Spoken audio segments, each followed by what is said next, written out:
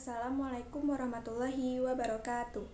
Kami dari kelas 11 IPA 1 akan menampilkan sebuah drama yang berdurasi pendek mengenai sistem pencernaan pada manusia makanan yang ditugaskan oleh Bu Yusi selaku guru mata pelajaran biologi. Saya Siti Syara Mahbuba, nomor absen 31, akan menjelaskan mengenai rongga mulut, ludah dan kelenjar ludah, dan faring. Nama saya Muhammad Tegar Nuriman. Saya akan menjelaskan bagian tentang kerongkongan dan lambung. Saya Nurulan Sofia Hasna, nomor absen 23, akan menjelaskan mengenai usus halus dan pankreas.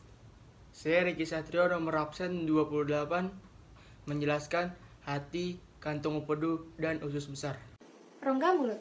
Rongga mulut merupakan bagian dari saluran pencernaan terletak di mana makanan akan dikunyah dan air liur juga diproduksi oleh tempat tersebut untuk membantu mendorong makanan agar bisa sampai di lambung. Rongga mulut terdapat 6 bagian, yaitu yang pertama, bibir. Bibir berfungsi untuk memfasilitasi masuknya makanan ke dalam mulut atau ingesti. Di dalam bibir itu terdapat otot orbicularis untuk menggerakkan bibir, membuka, dan menutup.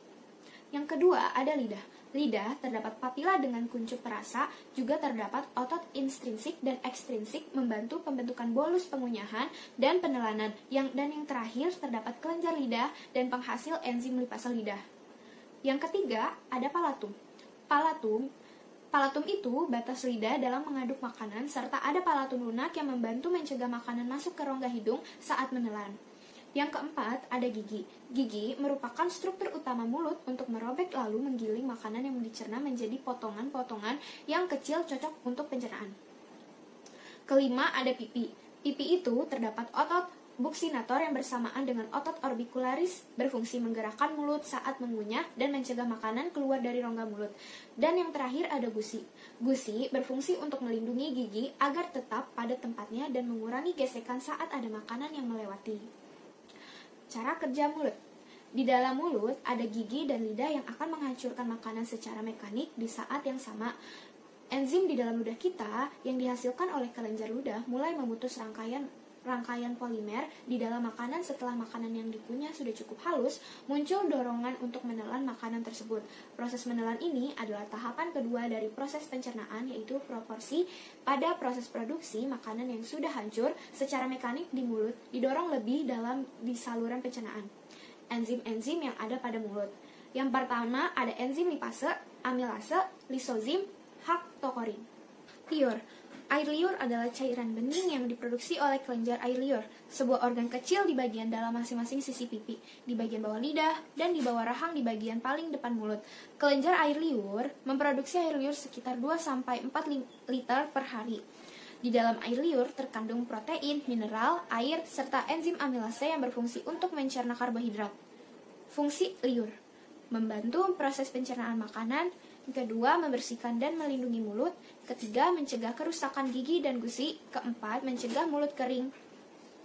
Faring. Faring adalah nama lain dari tenggorokan dan berperan untuk pernapasan sekaligus pencernaan.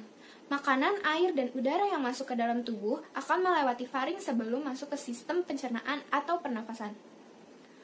Bagian-bagian faring terdapat nasofaring, orofaring. Nah, orofaring itu memiliki 3 struktur.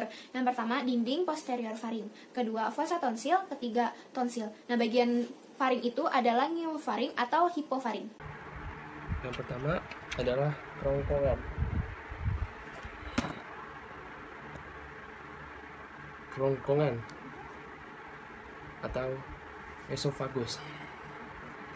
Bolus digerakkan di sepanjang saluran esofagus menuju lambung karena adanya gerakan peristaltik. Gerakan peristaltik terjadi akibat kontraksi bergantian otot di sepanjang dinding esofagus. Selama makanan melewati esofagus, enzim amilase mulut atau petialin tetap dapat bekerja. Otot sphincter esofagus atas tersusun atas otot rangka memfasilitasi masuknya bolus dari faring ke esofagus. Saat relaksi, bolus masuk ke esofagus menstimulasi terjadinya gerak peristaltik. otot sfinkter esofagus bawah, tersusun atas otot polos, memfasilitasi masuknya bolus dari esofagus ke lambung. Saat relaksasi, bolus masuk ke lambung. Saat kontraksi, menutup ujung esofagus, mencegah aliran balik cairan lambung. Yang kedua adalah lambung.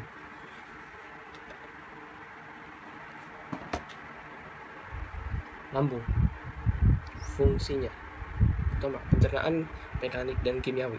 Pencernaan mekanik, peremasan dan percampuran makanan dengan getah lambung. Pencernaan kimiawi, pemecahan protein atau polipeptida kompleks menjadi pepton dengan bantuan enzim pepsin. Yang kedua, tempat penyimpanan makanan sementara. Struktur lambung berkelok-kelok disebut sebagai rugae dan elastis. Yang ketiga, otot sfinkter esofagus atas, otot sfinkter kardiak sama dengan otot sfinkter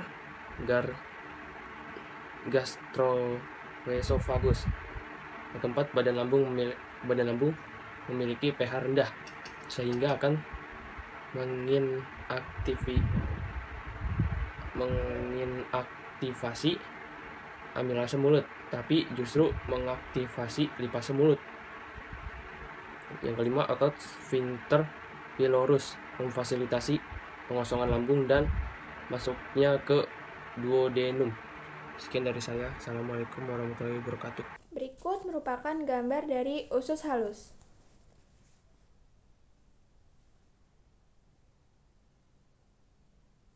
Usus halus atau usus kecil adalah bagian dari saluran pencernaan yang terletak antara lambung dan usus besar. Usus halus terdiri dari 3 bagian. Yang pertama ada usus 12 jari atau duodenum, yang kedua usus kosong atau jejunum, dan yang ketiga ada usus penyerapan atau ileum. Pada usus 12 jari terdapat 2 muara saluran, yaitu ada pankreas dan kantung empedu. Usus halus memiliki panjang sekitar 6 meter dengan diameter berukuran 2,5 cm. Usus halus juga memiliki peran yang sangat penting, yaitu sebagian besar proses pencernaan dan penyerapan nutrisi makanan terjadi di dalam usus halus. Di dalamnya, makanan akan kembali diproses dengan enzim pencernaan yang diproduksi pankreas, dinding usus halus, dan cairan empedu dari kantong empedu. Ketiganya akan bekerja bersama-sama untuk menyelesaikan pencernaan makanan agar menjadi unit-unit kecil yang bisa diserap kembali ke dalam pembuluh darah usus. Enzim pencernaan secara kimiawi akan memecah molekul makanan kompleks menjadi lebih sederhana. Kemudian, cairan empedu membantu proses pencernaan mekanis yang memecah lemak sehingga menjadi partikel yang lebih kecil. Ketika makanan melalui usus 12 jari, berarti proses pencernaan selesai. Proses berikutnya adalah penyerapan. Penyerapan makanan umumnya terjadi di dalam usus halus, jejunum, dan ileum. Di sana terdapat banyak lipatan atau disebut jonjol-jonjol usus atau villi. Villi memiliki fungsi memperluas permukaan penyerapan sehingga makanan dapat terserap dengan efisien. Selama proses penyerapan, molekul-molekul makanan akan memasuki aliran darah melalui dinding usus. Pembuluh darah mikroskopik atau kapiler dalam villi akan menyerap hasil pencernaan yang berupa protein dan karbohidrat, sedangkan pembuluh getah bening dalam villi akan menyerap lemak. Dari situ, aliran darah akan membawa makanan yang sudah dicerna menuju ke hati. Sel-sel hati kemudian akan menyaring zat-zat berbahaya dalam darah. Hati juga akan menyimpan vitamin larut dalam lemak serta nutrisi yang berlebihan, seperti glukosa, untuk disimpan sebagai cadangan. Cadangan nutrisi ini akan dilepaskan ketika tubuh memerlukan energi ekstra, misalnya ketika seorang sedang berlari maraton. Kemudian ada enzim. Berikut merupakan enzim-enzim yang terdapat pada usus halus. Yang pertama, ada enterokinase. Fungsinya mengubah tripsinogen menjadi tripsin yang digunakan dalam saluran pankreas. Yang kedua, ada maltase. Fungsinya mengubah maltosa menjadi glukosa. Yang ketiga, ada laktase. Fungsinya mengubah laktosa menjadi glukosa dan galaktosa. Yang keempat, ada sukrase atau mengubah sukrosa menjadi glukosa dan fruktosa. Yang kelima, ada peptidase. Fungsinya mengubah polipeptida menjadi asam amino. Yang keenam, ada lipase usus. Fungsinya mengubah lemak menjadi asam lemak dan gliserol. Yang ketujuh, ada erepsin atau dipeptidase. Fungsinya mengubah dipeptida atau pepton menjadi asam amino. Yang kedelapan, ada disakarase. Fungsinya mengubah disakarida menjadi monosakarida. Bagaimana apabila usus halus tidak bekerja dengan maksimal? Penyakit-penyakit diantaranya akan muncul seperti diare, kemudian ada gastritis, kemudian konstipasi atau sembelit. Setelah itu ada hemoroid atau wasir, kemudian ada appendicitis, dan yang terakhir ada tukak lambung. Dan masih banyak lagi. Berikut merupakan gambar dari pankreas.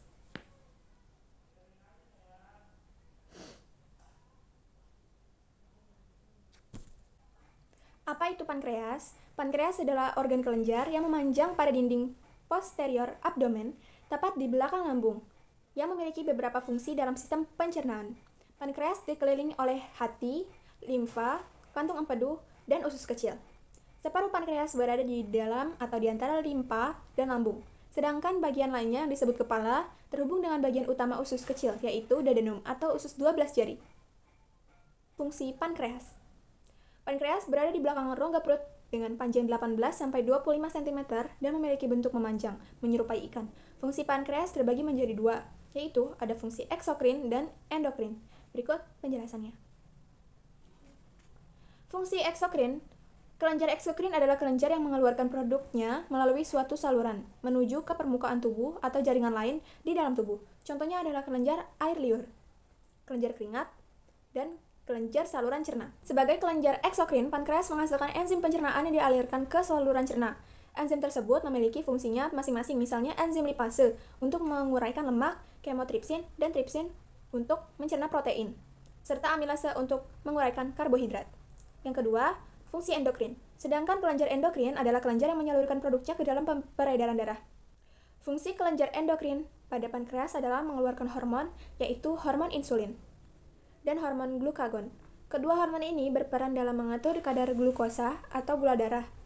Hormon insulin akan mengikat glukosa dari darah untuk dibawa ke berbagai jaringan di dalam tubuh agar bisa digunakan sebagai energi. Hormon insulin ini juga penting bagi hati karena membantu hati menyerap glukosa dan menyimpan sebagai glikogen. Kemudian glikogen berguna sebagai cadangan energi saat tubuh membutuhkan energi ekstra. Saat glukosa dalam darah terlalu rendah, hormon glukagon yang akan memecah.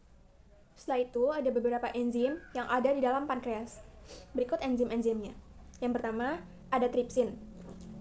Fungsinya untuk memecah protein menjadi asam amino dasar. Yang kedua, ada kimotripsinogen. Fungsinya mengubah protein dan peptosa menjadi pepton, asam amino, dan peptida. Yang ketiga, ada karboksipeptidase. Fungsinya melepas asam amino ujung terminal C rantai polipeptida. Yang keempat, ada lipase. Fungsinya mengemulasi lemak menjadi asam lemak dan gliserol. Yang kelima ada amilase, mengubah amilo menjadi maltosa dan glukosa. Yang keenam ada elastase. Fungsinya untuk menurunkan protein elastin dan beberapa protein lainnya. Yang ketujuh ada nuklease. Fungsinya mendegrasi asam nukleat seperti DNase dan RNase. Bagaimana bila pankreas tidak bekerja dengan maksimal? Berikut penyakit-penyakit yang akan muncul pada pankreas. Yang pertama ada diabetes tipe 1 dan tipe 2. Kemudian ada pankreatitis. Yang ketiga ada fibrosis kistik. Yang keempat ada kanker pankreas. Dan yang kelima ada pseudokista pankreas. Yang pertama ada hati. Hati merupakan salah satu organ yang perannya sangat vital dalam tubuh manusia. Organ yang sering disebut sebagai liver ini merupakan organ terbesar dalam tubuh. Organ yang memiliki warna coklat ini memiliki berat sekitar 1,5 kg. Ia terletak di rongga perut kanan bagian atas, tepat di bawah tulang rusuk bagian kanan. Bagian-bagian hati ada 3, yaitu lobus kanan, lobus kiri, dan caudatus. Hati memiliki fungsi yaitu menetralisir racun yang masuk dalam tubuh. Enzim yang terdapat dalam hati, yang pertama ada alanine transminase, yang kedua ada aspartate transminase, yang ketiga ada alkalin fosfatase, yang keempat ada gamma glutamine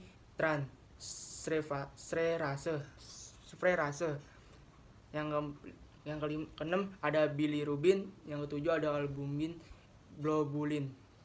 Kelainan pada hati yaitu penyakit kuning, hepatitis A, hepatitis B, kanker hati, dan kolestasis. Yang kedua ada kantung empedu. Kantung empedu adalah organ berukuran kecil yang terletak di bawah organ hati.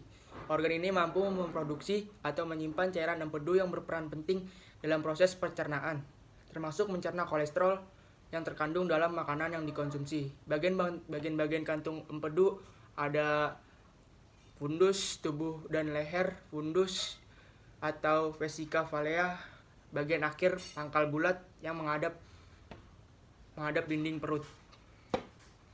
Fungsinya yaitu membantu penyerapan lemak ke dalam tubuh dan membantu kerja hati, sistem ekskresi atau proses pengeluaran zat sisa metabolisme baik berupa cair, gas, dan dari dalam tubuh.